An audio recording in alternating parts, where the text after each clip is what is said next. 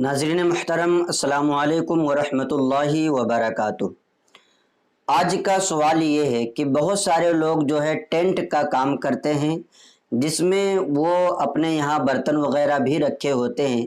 तो उन बर्तनों को गैर मुस्लिमों के यहाँ या फासिकों के यहाँ या ऐसे ही जो दूसरे मज़ाहिब के लोग हैं उनके यहाँ अपने बर्तन को भाड़े पर देना, किराए पर देना, ये जायज़ है या जायज़ नहीं है, इस बारे में शरई तौर पर क्या हुक्म है?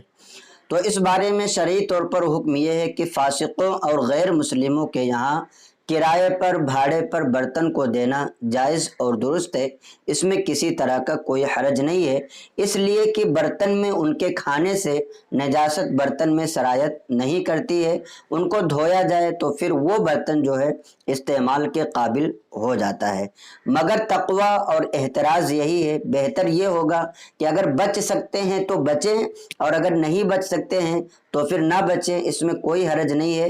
वो बर्तन जो है उनके खाने की वजह से या उनके उसमें पीने की वजह से नापाक नहीं हो जाता है। इसलिए यहाँ पर अगर तक़वा और एहतराज़ कोई इंसान करना चाहता है तो वे इससे बचे कि गैर मुस्लिमों को या फासिकों को ना दे। इसलिए कि हिंदुस्तान के अक्सर गैर मुस्लिमों का तरीक़ा ये है और उनके बारे में मुशाहिदा ये है कि वो सख्त नापाकियों में मुब्तला रहते हैं। जैसे कि ये गाय के गोबर और पेशाब वगैरह को भी जो है ये पाक समझते हैं, उसको पीते भी हैं, उसको खाते भी हैं, और इसी तरीके से और भी चीज़ें हैं कि वो इस तरीक़े के काम करते हैं। तो अगर उनसे बचना मुमकिन हो तो बचा जाए और अगर बचना मुमकिन ना हो तो उसको किराए पर और भाड़े वगैरह पर दिया जा सकता है। और जो उनके यहाँ अगर गालिबे गुमान ये हो कि बर्तन इस्तेमाल करेंगे और बर्तन को झूठा छोड़ देंगे तो जिसको कुत्ते वगैरह आ करके खाएंगे, उसको चाटेंगे, उसमें आ करके कुत्ते खाएंगे, तो ऐसी सूरत में उनको ना दिया जाए। क्यों? अपने सामान को तंजीस से बचाना ये मुसलमानों के लिए वाजिब और ज़रूरी है।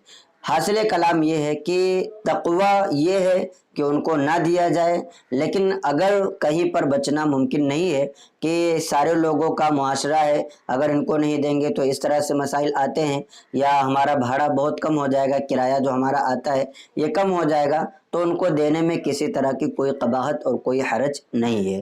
तो उम्मीद करता हूँ कि ये क्लिप आपको अच्छी लगी होगी।